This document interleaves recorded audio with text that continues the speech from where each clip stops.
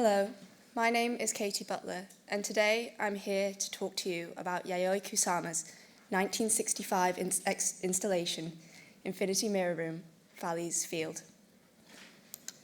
2 years ago, in the winter of 2022, my family took a trip to the M+ Art Gallery in Hong Kong. As we walked up the gallery stairs and entered the main exhibition hall, I turned the corner and was surrounded by a flurry of dots, mirrors, nets, and sculptures. This is how I got to see the work of Yayoi Kusama in person and gain a greater appreciation of it. That year was also a new beginning for me. I had just started seeing a psychologist. I was considered delicate, fragile, and sensitive. I was regaining my identity after being lost in my struggles for so long. I found I was able to relate to Kusama.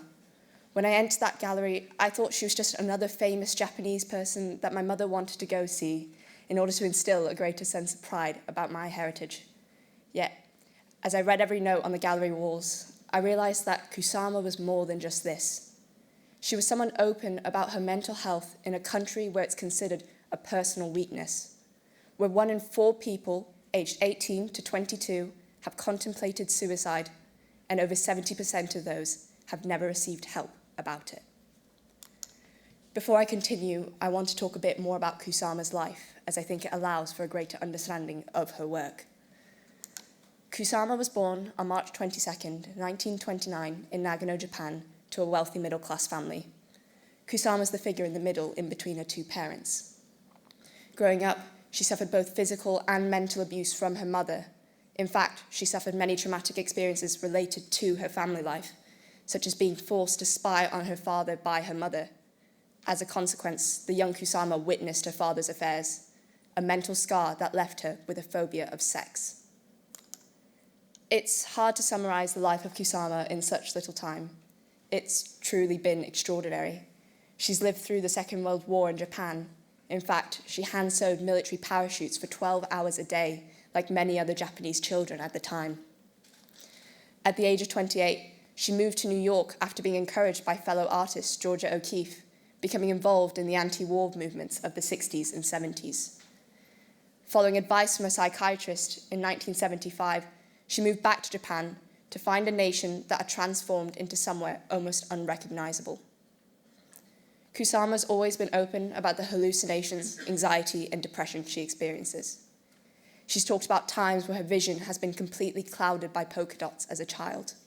And since 1977, she has voluntarily lived in a psychiatric hospital in Tokyo, where she commutes to and from her studio nearby to work every day. If you recognize Kusama's work, you likely know that the polka dot is not an unfamiliar concept. In fact, the polka dot and Kusama are almost synonymous with one another. Whether it be through a trip to the Tate Modern or the collaboration she did with Louis Vuitton, both Kusama and the work are depicted with an endless army of dots. The dots have been a symbol she's worked with her whole life. One of her earliest known works is this piece made by Kusama in 1939, aged just 10. A woman, Kusama's mother, wears a kimono and her face is covered by polka dots.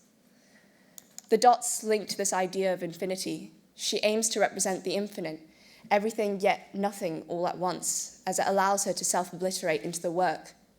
It's a physical manifestation of her working through her trauma and a form of self-medication. Now to turn to the work itself.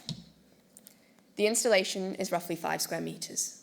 It's a mirrored room where the floor is completely covered by phallic, stuffed, soft sculptures, which are covered in red polka dots. As you enter, the door closes behind you, leaving you in this completely mirrored space. The mirrors immerse and envelop the viewer. It draws you into this endless plane of multiplicity, as the sculptures which cover the floor continue to stretch out and create a plane or a field, which countless versions of you roam, reflected in the mirrors and assimilated into the work. Phalli's Field first appeared in a 1965 exhibition floor show at the Castelline Gallery in New York. This was the first of Kusama's works incorporating mirrors, beginning a series which she continues to this day. She's likened herself to Alice from the tale Alice in Wonderland, going through the glass and entering a whole nother world. When you saw this piece, the phalluses were likely the first thing that you noticed. it feels obscene and discomforting, especially with the bright, cool tone light illuminating from the ceiling, creating an almost clinical feeling in the room. The bright red spots which cover Kusama's phalluses contrast the white fabric and overhead lighting in the room.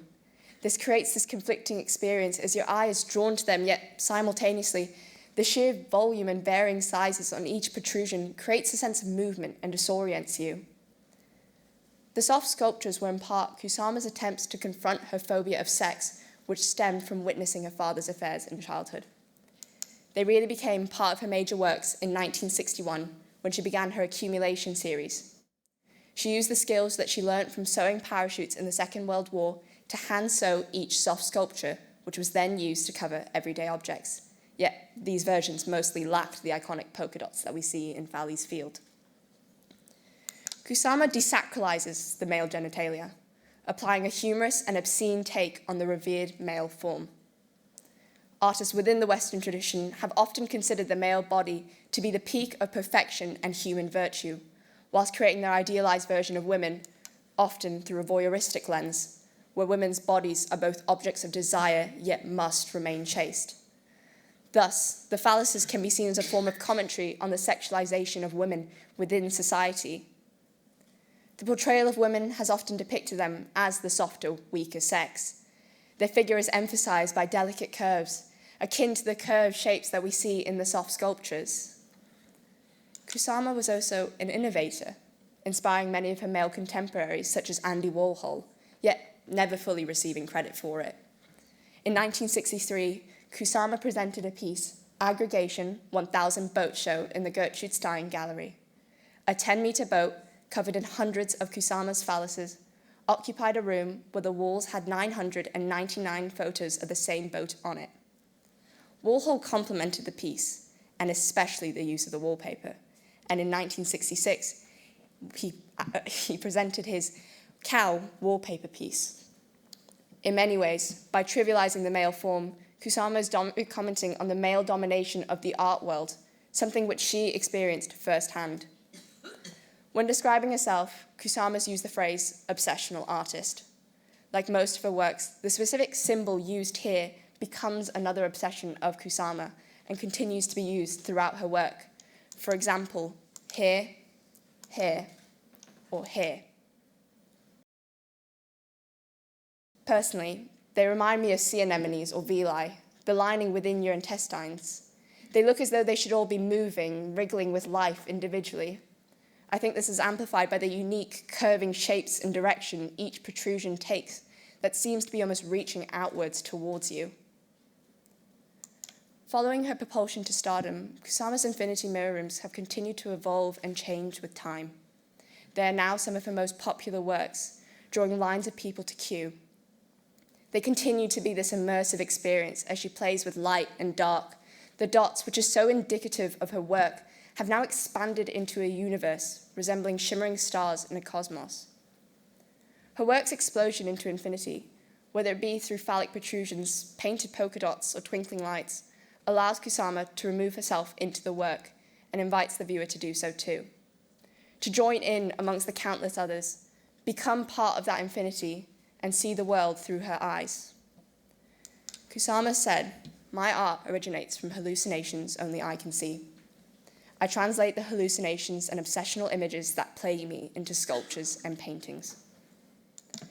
During struggles with my own mental health, the feelings of isolation and loneliness have been overwhelming.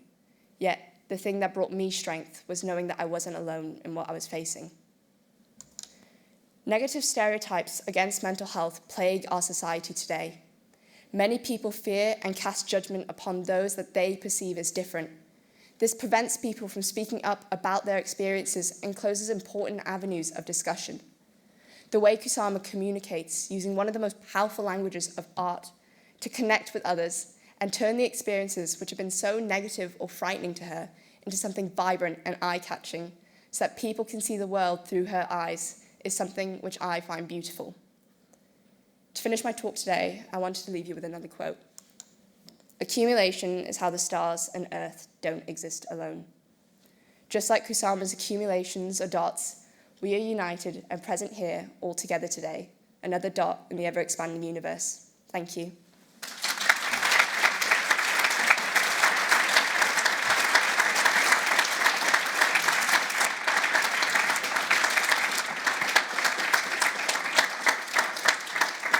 Thank you, Katie. I was just wondering when I was watching that, and you said she describes herself as an obsessional artist, and the piece that you were discussing, she had just chosen the colour red. Yeah. And I just wondered if you had any thoughts as to why it was red, that one, or her attitude to which colour she picks for her dots. I think Kusama, her work tends to invoke a kind of emotive response when you see it. And I think red is often a colour that's used to describe lust and desire, but also can be organic in terms of blood. And I think these are quite organic shapes that we're seeing when we see the sculptures, you know. But her work uses a variety of colours. In the Tate, she has these obliteration rooms where she uses stickers of a variety of colours, but she's picked every single one of them just because that's her vision of how she sees the world and how it's kind of, she takes her mindset and like how she views the world through her eyes and through the lens of her struggles, and allows the viewer to understand and interpret these things and relate to them. And it's quite interesting to see that. Thank you.